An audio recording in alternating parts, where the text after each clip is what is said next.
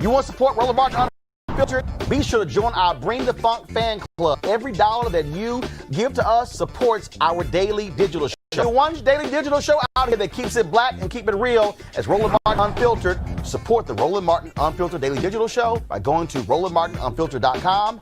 You can make this possible. All right, y'all know what time it is. No charcoal grills are allowed. I'm white. I got you, bro. Illegally selling water without a permit On my property. Whoa! Hey! You don't live here. I'm uncomfortable. Oh, my Lord. I've got some good ones, y'all. Let's start in Phoenix. Are you the manager? Yes. You need to leave. You need to leave. We're not serving you. Hold on, guys. Okay. We do not serve you. Excuse me, but you did say that she needs to go back to her country. What is that? Originally, Native Americans Excuse are me, from this this is what this country. whole world- White people are not from this country. Don't serve her. Yeah, you do not serve Don't serve her racist ass. You don't tell. No.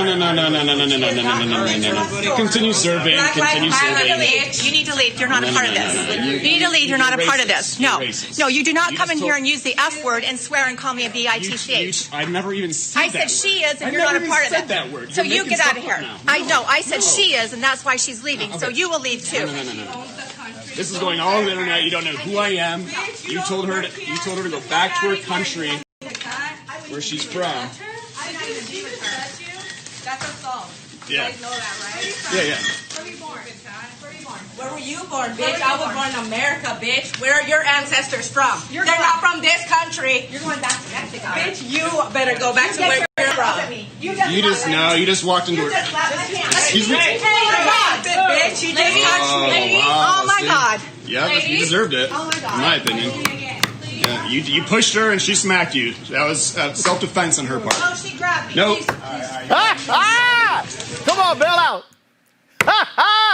Oh, my God. Yep, she smacked your ass. I keep trying to tell these white folks, y'all keep rolling up on folk, y'all are going to get jacked.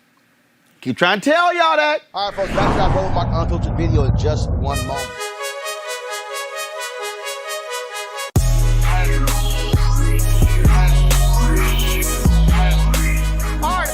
We want to thank the folks with Seek.com, CEEK.com, for partnering with us. This is Mary Spio is the creator, the innovator, the founder of this company. She, of course, designed these 4D 360-degree headphones that are absolutely amazing. We've got a partnership with them, folks. If you purchase these headphones, you can use the promo code RMVIP2020, RMVIP2020. Simply go to Seek.com. That's CEEK.com. Be sure to check it out. We thank them for partnering with us.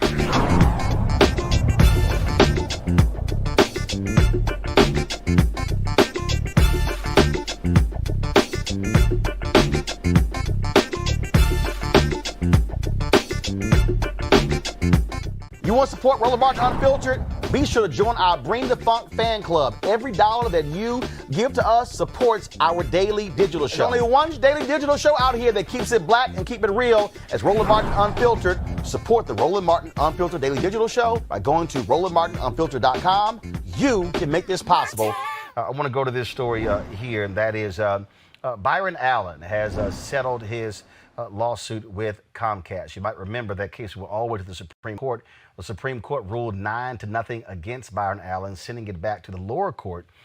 He sued Comcast and other cable companies, alleging that they were limiting his ability to be able to get on their cable systems. And again, it was a $20 billion lawsuit filed in 2015, but they announced today that he is dropping that particular lawsuit, and Comcast has reached an agreement with Allen's entertainment company, his company Entertainment Studios, to pick up 3 of his channels, Comedy.tv, Recipe.tv, and JusticeCentral.tv.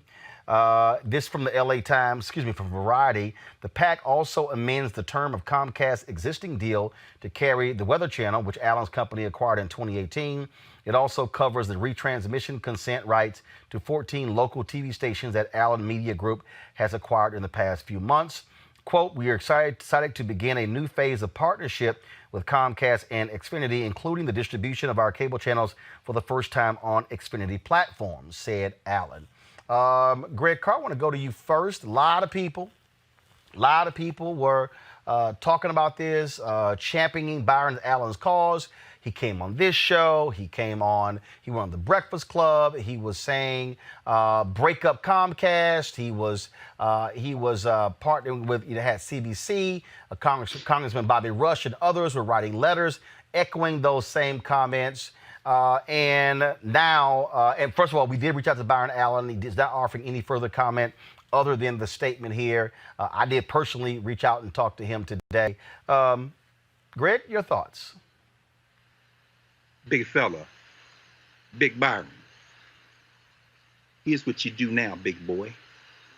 Because you've proven what Big Daddy Kane said in the negative. Big Daddy Kane said pimping ain't easy, but you done proved that pimping is easy. Now that you pimped the race, big fella, here's your job, Chief Rocker. Your job now is to make good on employing black folks, which would be a little different than what you've done in the past. Your job now is to use your platform and your resources for the elevation of the race, big fella. Let me tell you why, big fella. Let me tell you why, big boy. Because the Civil Rights Act of 1866 was passed after the 13th Amendment, but before the 14th Amendment. In fact, the Civil Rights Act of 1866, codified in Section 1981 of federal law, says that black people had a right to make and enforce contracts and be treated as if they were a white man. In other words, really the Civil Rights Act of 1866 has more powerful language than the 14th Amendment, equal protection and due process. You rolled the Civil Rights Act of 1866 into court, and when the Ninth Circuit agreed with you that Comcast had discriminated against you, they took it to the Supreme Court, and the Supreme Court ruled 9-0 with Neil Gorsuch delivering the opinion that you had to meet a higher standard. For those of you who need to understand what I'm talking about, I'm going to keep this real short. This is what the Supreme Court said back in March when they heard Allen's lawsuit. They said that you must not only prove going into court or establish the possibility as a matter of a trial of fact that race was used by Comcast to determine whether or not your networks would be carried, but you must also establish that but for the use of race, you would have gotten your networks connected to them. Now, Roland, you had Kristen Clark on, our sister. You had Brother Derek on from the NAACP, Derek Johnson, walking us through why narrowing the standard and elevating that standard would eviscerate the Civil Rights Act of 1866. So they kicked it back to the lower court for you to be able to do that. Of course, your tactic is to get in court so you can get discovery, so you can go through Comcast files. But big fella, to end this, if your whole tactic was to rally the race behind you, because you ain't never been that black when it come to us, to rally the race behind you so that you could get Comcast to settle with you, and I suspect it was, that what you got to do now going forward is prove to us you was as black as you were 6 months ago when you rang the alarm bell and the race came to your defense. Because right now you're looking real suspect, big fella. Erica. Woo, we just need to breathe from the heat off of Dr. Carr's commentary. And I'm so glad that you walked everyone through, Dr. Carr, the Civil Rights Act of 1866, because I was one of the people that was on that call with the NAACP when they narrowed and talked about specifically how this would impact black folks when you're talking about competing for contracts, when you're thinking about perhaps buying a home or getting an apartment, how all that decision by the Supreme Court does funnel down and impacts us. And so I agree with Dr. Carr that with all of the engagement that he got from this platform, from Roland, from everybody, the roll call, everybody that was said, the folks that just are in the general public, that there is now a due out that's owed. And I think that he needs to know that, and expressly so with the different channels that he now has, that even thinking about this platform, which is Black media, that is very much so dedicated to not only delivering news, but also connecting the dots and allowing people to see how things that we see throughout the day impacts us on the day-to-day. So I completely agree with Dr. Greg Carr, and it's always been very interesting to me kind of the way that Byron Allen went about it, but now he's really got to cut the check with his community. What's your thoughts, Reese? Ooh, that's a lot of heat coming from both Erica and Dr. Carr. You know, my girl, Senator Kamala Harris, led an amicus brief in that case to talk about how damaging the but-for, standard is. But, I mean, I listened to what you guys have to say, and I feel like you're much more well-versed in it than that. If the whole point, ultimately, these cases do have a point, right, which is to win what Byron Allen seemed to get concessions from Comcast on. So I completely understand the kind of the heat towards him on, like you said, Dr. Carr, rallying the race behind him. So ultimately that it ended up just being about enriching his pockets. But on this, I defer to you all, particularly you, Dr. Carr, and what are the implications now that this Supreme Court has ruled in this way? It's been kicked down to the Ninth Circuit, and then Byron Allen has dropped basically the case. That's what I'm interested in understanding. Well, the thing is, what you're dealing with, the Supreme Court has ruled. So actually, Greg, you would have to have Congress would have to redefine, I suppose, that law to fix or put it back in place what was there before. That one's tough, Roland. We spend a lot of time with this when I teach 1981 over at Howard Law School. When we deal with this, what has happened now is they've settled now, so it's moot. But the district court would then re-examine whether or not Allen met that burden. So really, in some ways, the Supreme Court punted back to the district court.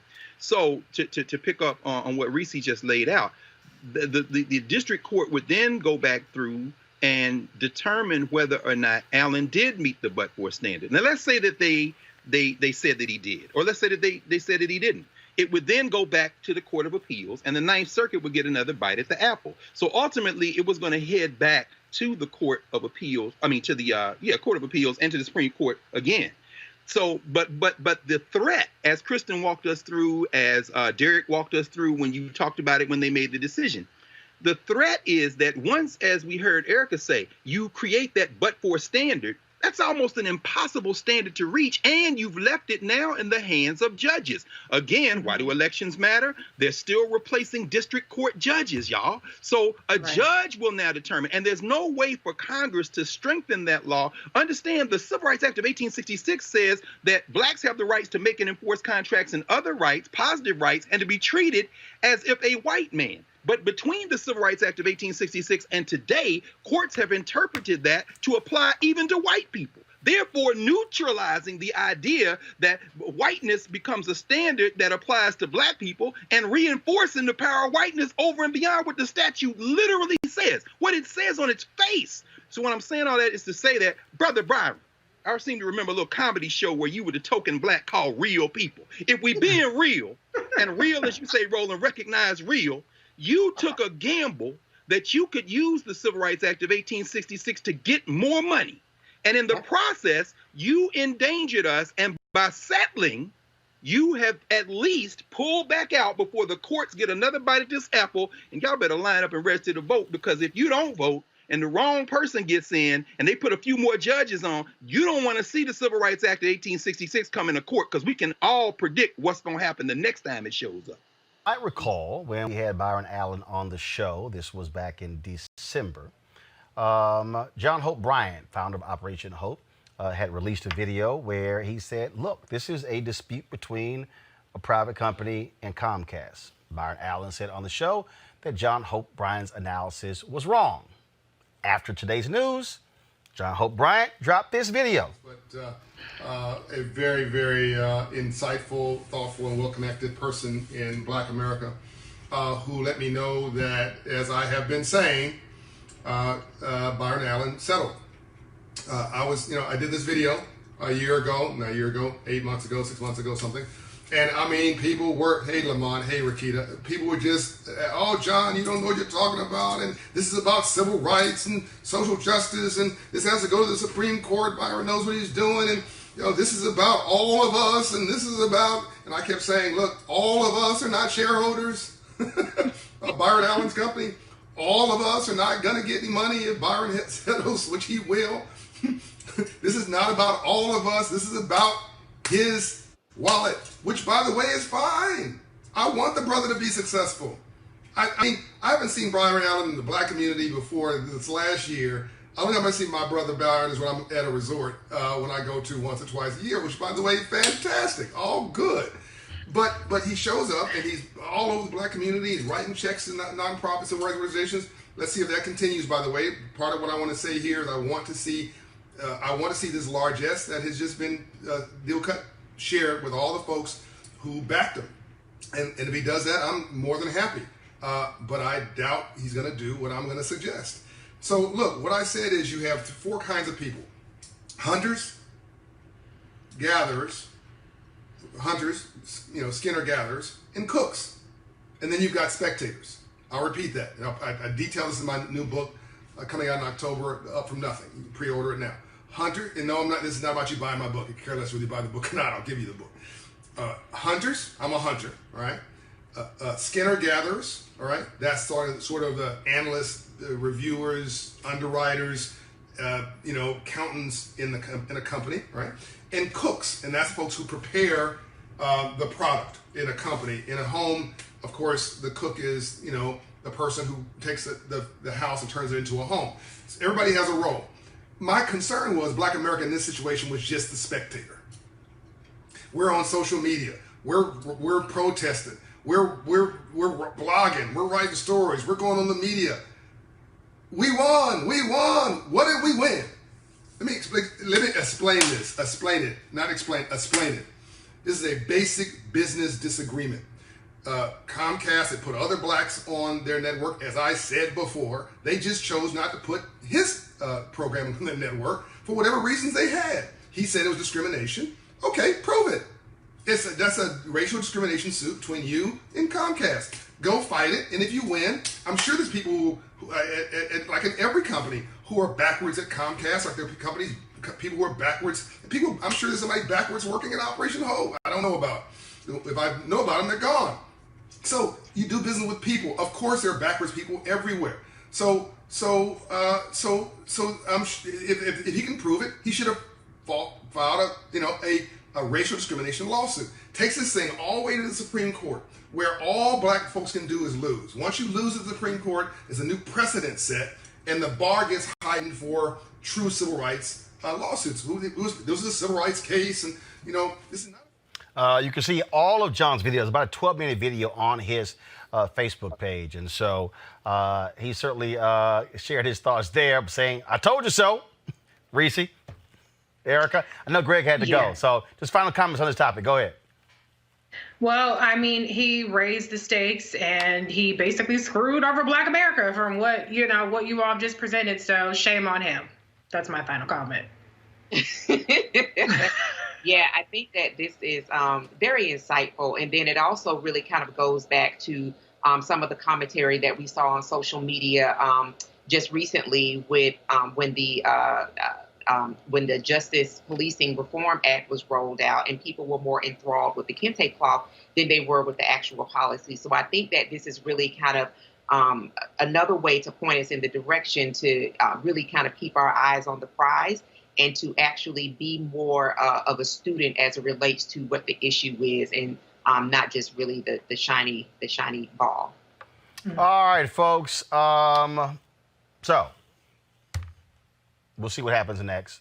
Love to have Byron come back on the show, but hopefully we'll do that. He did write that letter a few days ago, talked about laying out his 10-point plan in terms of what Black America should be demanding in the wake of the George Floyd death. If you have not seen it, be sure to check that out. All right, folks, back to our Roland Martin Unfiltered video in just one moment.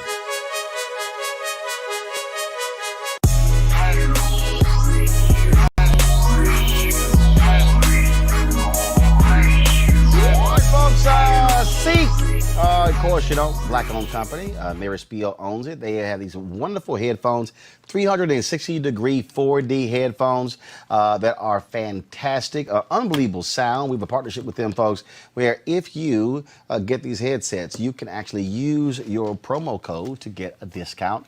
And so what you should do is use RMVIP 2020, RMVIP 2020 for these particular headphones. They're absolutely fabulous. Sounds great. And again, when you buy these, you are supporting a Black-owned company. Go to Seek.com, CEEK.com. That's CEEK.com. Trust me, you will certainly enjoy what they sound like.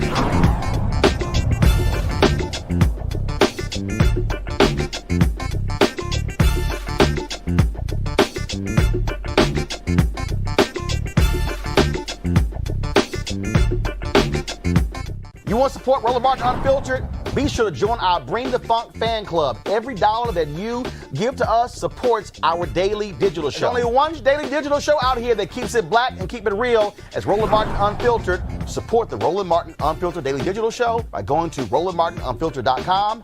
You can make this possible. So a lot of people obviously been demanding that political leaders do something. This is the first salvo coming from Democrats in the House. Your thoughts? I do believe that the bill that was put forth today included a number of different elements that we all know that we need. And so I was encouraged to see exactly some of these key points that were included in the bill. And I was disappointed, quite frankly, to see that people were so distracted by kente cloths. Okay, let's keep our eye on the ball now. Okay, the bill actually made sense. Let's focus on that. But the other thing that we need to focus on is the fact that, unless we take over the Senate and the White House in November, the chances of that bill actually becoming law under this regime is probably resides somewhere between 0 and none. And so if Democrats are savvy, they will use this as a campaign tool, as an example of what they are positioned to deliver to the Black community specifically in exchange for their support.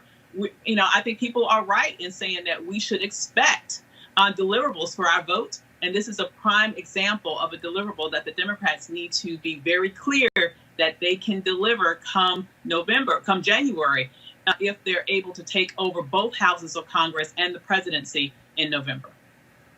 Brittany, what about that? Because, again, at the end of the day, the House Democrats can do one thing, but if Mitch McConnell doesn't take it up in the Senate, the bill goes nowhere. But let's just talk about the House right now. According to Karen Bass, Congresswoman from California, chair of the Congressional Black Caucus, they already have more than 200 co-sponsors in the House and the Senate. Sure. And, I'm not going to sit here and say that we shouldn't support that bill. We should support the bill. It's an important step forward. However, I don't want us to stop with that bill. I think that we've seen some of the things that they're addressing, specifically, changing the way in which we identify use of force, also talking about de-escalation techniques, talking about, making people take racial justice training. And I think that we've seen these implemented in other local departments, and we've still seen these reforms fail us, Roland. So, I'm not saying I think we should support it. We should push it forward, but we need to continue to push for more. Because I'm fearful that, unfortunately, the reality is Black skin is seen as a threat, no matter how many weeks of racial training we take, or no matter how many body cameras we have on, because we've known historically, police turn those off every now and then. Well, but I think Maj, what's key here is that this is the federal level. The reality is there's action that must be taken by state legislatures, by county officials, by city officials, and so everything can't be addressed in a federal bill. Right? Do you hear me? We're not hearing you. We need you to unmute your button. Hear me now? There we go. Go ahead. Yeah, I also think that to everyone's point, yes, I agree with the fact that, this is a great start. This is a ground foundation, like Reddit was saying. But I think that there's things that also could be added to this. Some also along the lines of we're saying some of these things are very vague. I would like to see some of that information go into conflict resolution and some of those funds in the defunding concept of it. Well, let's put some money towards actually training the citizens. And I'm not saying that the citizens are responsible for their own deaths. But what I am saying is we are responsible, as we all see it, over the last week, the police will leave. I think that we have to start talking about the conversation in regards to how are we arming urban Americans. I know this conversation, a lot of people are with the hands up, don't shoot thing, at Black Guns Matter. We are here to inform and arm Black America. Just like my gay friends don't get bashed, for the most part, armed, responsible firearms owners, when they have the ability to actually defend themselves when officers not shooting them in their car. I would like to see some energy go in that direction as far as, that way. I just don't want us to get caught up in these things start away. We're going into an election year. We're a few months out. This is a great thing. These guys will go to jail. Hopefully these guys will go to jail. And then we simmer down again or this gets pushed under the rug. So I would like to see more specifics on in regards to the defunding, where that money is being allocated to. Well, here's the deal. In a moment, we're going to discuss defunding. But remember, Congress can't defund. Now, granted, there are federal dollars that go to local police departments, but the defunding part is actually going to come from city officials. And I think that's what's important for our audience to understand, that when we talk about this whole idea of police reform, I think historically a lot of people have made the mistake into somehow thinking, oh, Congress, y'all act. When the fact of the matter is, the Minneapolis City Council, when they voted to defund, they only have the power. They control the city resources that fund the police department. When you talk about going after the system, I think what you are seeing when you look at these Confederate statues being torn down, when you look at folks being fired, when you look at the Variety editor-in-chief writing a column on diversity, and then she gets smacked by a former staffer, and then they have her step down. Then you got folks getting fired. You got 7 Republican county chairs who've been sharing these George Floyd conspiracy memes, and then now you got the governor of the state and the lieutenant governor, both Republicans, telling them y'all need to step down, not take office. There is a reckoning that is taking place, and this is where we should not be ratcheting it down, but I say ratcheting it up. Yeah, I 100% agree. But what I would, again, encourage everyone to do, I think we had these conversations and they're going to pull back with the police. We're going to defund and all those different things. We need to be armed. We need to be educated. We need to be in shape. We need to be in position. I think that, again, it's the Sankofa conversation. We kind of got to look backwards a little bit to move forward. When I think about these types of things, Harriet Tubman wasn't someone that was, trying to get things done just with good intentions. I think that our community, because we've seen so much ignorance and negligence around firearms, we also forget that these firearms and proper, safe, responsible ownership of them is what has helped us. When you're talking about Dr. King, you're talking about SNCC, you're talking about, Dr. King had his nonviolent arm of it, but there were a lot of, guys that came home from different types of military understanding that, we have to be armed to protect ourselves. The reality is America was built on money and violence. America was built on the back of Black people. That's just the reality of it. When we want these things to stop, you have to either attack their money violently or you have to be willing to defend yourself. That is the primary goal here. Legislation is great. But we talk about officers. I mean, hate crimes, murder, that's been unlawful for however long now. They've been lynching people for however long. But here's the piece, though. How does us arming ourselves change education? How does us arming ourselves deal with health disparities? How does arming ourselves deal with wealth inequality? This whole issue we're talking about goes beyond arming ourselves. Well, absolutely it does. We can deal with this is a holistic approach. Just like there's a solid group of good things in this legislation. Right. So I ask you, how does arming ourselves lead to police reform? So the same reason how police reform happened when people were getting brutalized when the Black Panthers stood up. The same way that we are in spaces right now, we got to look at the stats. In areas where there is more gun control, more less educated Black people that are armed, violent crimes are up, which seemingly justifies law enforcement officers coming into our community, controlling and patrolling. So what you can't, listen, at a certain point, now this is just one angle of it. This is just one angle. At the same time, when we're talking about the firearms being there, I want brothers to be armed and responsible and lawful. So when they are accosted or attempting to be accosted by law enforcement officers that are corrupt, one, they're not going to jail because they got a dirty gun on them. That's one angle. That's my angle at Black Guns Matter. When we're talking about legislation around arming Black people, when we do these classes for free all across the country, we're talking about safe and responsible ownership. We also add in conflict resolution and political education. But again, though, I'm still stuck on. I get you supporting arming us, but what is still confusing is how does arming ourselves actually lead to systemic changes in police departments? How? You do not utilize people, just like those racists in Fishtown that were protecting their neighborhoods because they were armed with bats. I am not a person that's going to continue allowing police to brutalize us. Okay, so that means, so you're saying that what? If you see a police officer committing police brutality, then folks should be firing on those cops? I think that one step is, for me, for example, Roland, if I see somebody attacking you, police officers, I'm going to jump in that fray. Everything doesn't mean go right to a firearm, because there's a difference there between being armed and being a firearm. I want Black people to have enough pride for themselves to be willing to step in when we see somebody after minute 1, minute 2. I went to Minneapolis. I was there and I did a firearm safety class right at where George Floyd was murdered last week in Minneapolis. I would have loved for someone, knowing that officer was killing a Black man, for instead of 20 people to record it, I would have loved for one Black man to jump in and potentially save his life. Okay, if one Black man jumps in to save his life, and then the cops then have probable cause to fire on him for obstructing the police, and so now we're dealing with. Do you want to stand up and fight against these things? No. Actually, no. What I actually want is I don't want more Black people dying. I'm tired of the argument that we cannot fight back. I am tired of that You can go buy as many guns as you want to. There were 4 officers on the scene. Hold on. I'm not talking about guns at this moment. No, wait a minute. There were 4 officers on. Hold on. There were 4 officers on the scene. I'm talking about in one scenario, because you're asking me 4 different questions at a time. No, actually, I'm not. I asked one.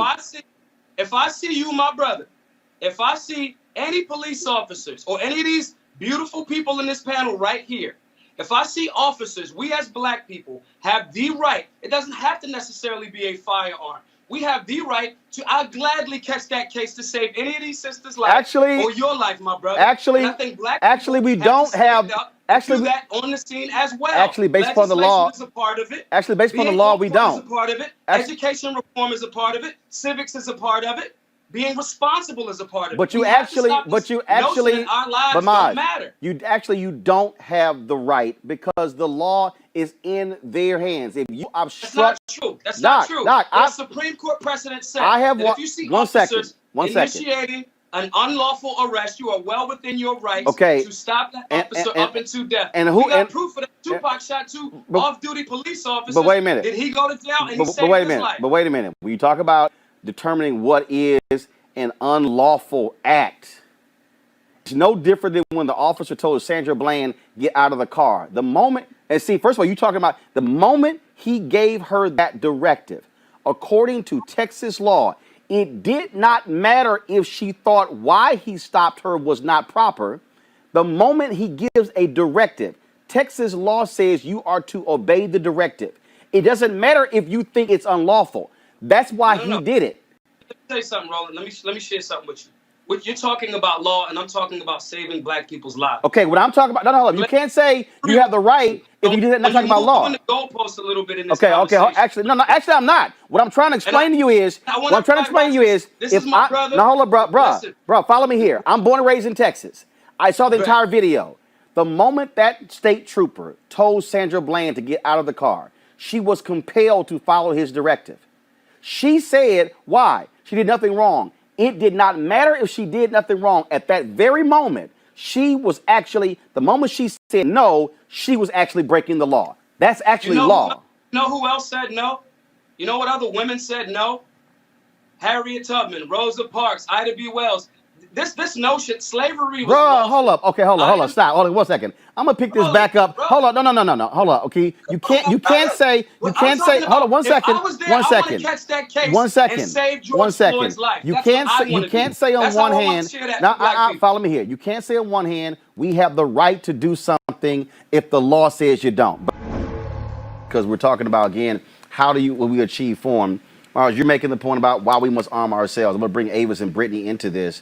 And I'm still, and again, I'm looking at this, and I'm still trying to arrive at how do you achieve that if you're arming yourself when what you're talking about has nothing to do with arming yourself.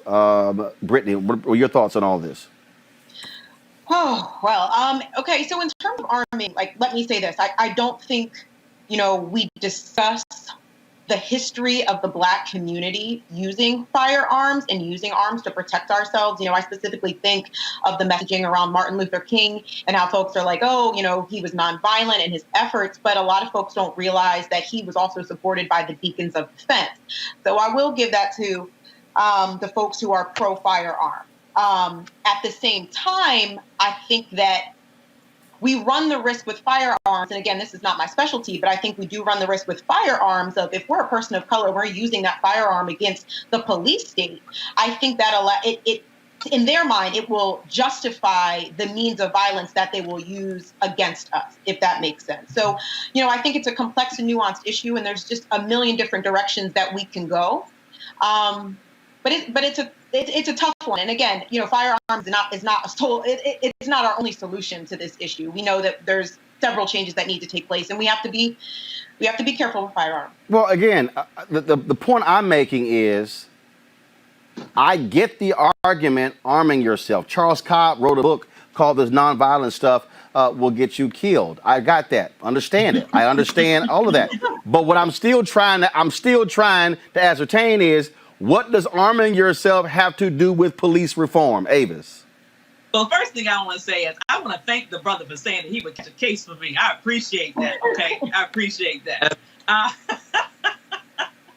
And as someone who grew up around firearms, I think it's important that people know that the Second Amendment goes both ways. I think that's an important thing that everyone knows and that our community also embraces. I know just when it comes to me and my house and protecting my children, I want to be able to do that. And, if anyone rolls up on my house, I want to know that I can protect myself and my family, right? Now, what makes this complex is the issue that you state. And what was so unfortunately true is that, when it comes about, when we look at what happened, for example, to MOVE in Philadelphia, there are so many examples of the state exerting tremendous amounts of violence against Black people from the very beginning of our, introduction to these shores. I understand theoretically where the brother is coming from, because to me, his argument is ultimately, it's a big picture argument.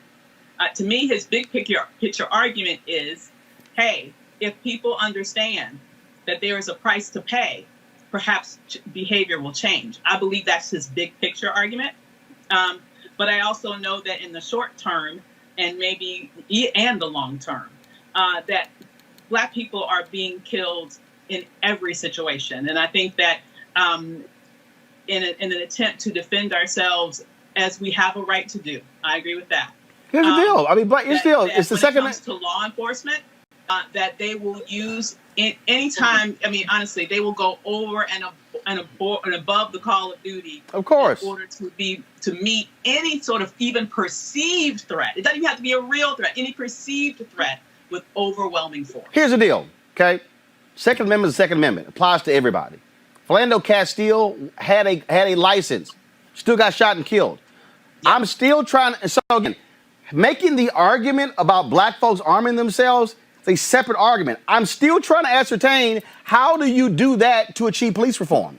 That was the question.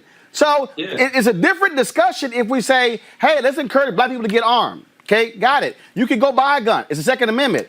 How does that achieve police reform? So there's several things. One, first, I want to say thanks to Roland. I hope I get passionate about these things when we're talking about our people being murdered unarmed. My primary objective is to make sure that they have the means to defend themselves, to protect life. I think you initially brought up something in regards to what's lawful, but I'm more concerned of falling in alignment with saving life. Again, we have scenarios where a lot of things have been lawful, but that doesn't mean that they were morally correct. So I kind of want to add that distinction there. In regards to how we change, I can go with my lived experience. I got a firearm on me right now. I carry a firearm every single place that I go. I deal with law enforcement a lot. When going back to the Philando Castile thing, one of our classes, what we deal with in our classes is knowing the law. To your point, Minnesota is not a duty to notify state. Duty to notify means you have a duty to notify a law enforcement officer when you're pulled over if you have a firearm on you. Minnesota is not a duty to notify state. Philando Castile, and not knowing that information, and I want to be very clear on how I say this. God bless him. The work that he did working with young people, his family, they will never see him again. If I could have jumped into Philando Castile's body and tell him, hey, man, you have no legal obligation to tell this coward, officer at the time, that you have a firearm, I think that scenario goes a little bit differently. So education about being armed and knowing the laws, to your point, Roland, is how we not only save life, but we also, when those rights are being violated, when you're talking about, I spoke earlier about attacking people's money violently, we have to start suing the state. I hear so many guys in the class that say they got pulled over, they weren't speeding, but then they don't want to go to court. A big part of this is knowing the law, educating the people about their rights, that, to be perfectly honest, in our democratic cities and our urban centers all across the country, those laws are not applied equally. Let's just be real. But I'm going back to, first of all, everything you're saying is absolutely correct. Know the law, know the provisions, which is also why I'm making the point about when you say know the law. So, for instance, I go back to what happened to Sandra Bland. The problem that we have, which is why I'm dealing with police reform. The problem that we have is you have officers who know the law, who know what buttons to push, and then know how to get somebody. You play that video back, he knew he had pissed her off. He knew that she was agitated when she was smoking that cigarette when he told her to put it out. And the moment he gave her a lawful command and she resisted, that's when he began to pull on the door, and at that very moment, she was under arrest. Because even if I am in the car, and if I know what you're doing is BS, I know what you're saying is BS, the moment you give the order based upon that state, then I have to comply. Now, there are some places where if the officer demands for your ID, you have to show them. We showed a video out of Chicago where this cop rode up on these two brothers, and there was another brother who was videotaping. He started reciting the law because that was that particular state. I want the people who are watching to understand that you might be in New Jersey, and somebody else might be in Georgia, and somebody else might be in California, somebody else might be in North Carolina, and the law ain't the same. It's based upon your state in terms of understanding the law. And that was the whole point there. And so, again, I think it's a separate conversation about making the argument about African Americans being armed. I still believe that is a separate discussion than police reform. Well, I think, yes, I do agree with you that those are separate discussions because just, again, like we were talking about, all of these, even in this legislation, there's different levels and layers to it. So I think you're talking armed, when you're talking about knowing the law, that is a part of being armed. I walk around. No. I'm talking about knowing the law. I don't even carry a gun. I better know the law in my state because I need to understand when somebody rolls up. And again, understand that. And so here's the deal. I work in D.C. I live in Virginia. I also live in my home in Texas. I might be thinking, well, Texas law is this. That don't mean a damn thing if I'm getting stopped in Richmond, Virginia. I need to also know the law in Richmond. We're saying the same thing. What we're talking about, again, there was a reason why they didn't want us to read books like the one that you mentioned here. There's a reason why they want you to read, more guns, less crime, so forth and so on, because that's still a form of arming. Now, I'm not saying that, hey. About 20 seconds. I got to go to the next guest. Go, about 20 seconds. Go. No. Seriously, I got Senator Cory Booker holding. So make your point. Look, if anybody wants information on it, hit me No. up. Naj, you're not off the show yet. I'm saying you got 20 seconds to finish that point so I can bring on the next guest. Be armed, be informed, get a CCW at no laws of your municipality and state to start out. All right, folks, back to our Roland Martin Unfiltered video in just one moment.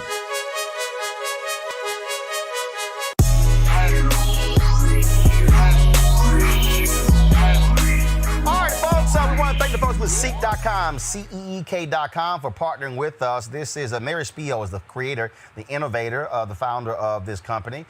She, of course, designed these 4D 360-degree headphones that are absolutely amazing. We've got a partnership with them, folks. If you purchase these headphones, you can use the promo code RMVIP2020, RMVIP2020. Simply go to Seek.com. That's CEEK.com. Be sure to check it out. We thank them for partnering with us.